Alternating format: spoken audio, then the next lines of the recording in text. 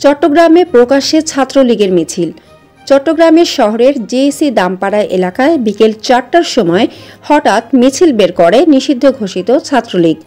মিছিলটি ২-১ মিনিট স্থায়ী হয়। মুহূর্তে চারপাশ থেকে সাধারণ জনতা বেরিয়ে আসলে দৌড়ে পালিয়ে যায় মিছিলে অংশগ্রহণকারী ছাত্রলীগের কর্মীরা।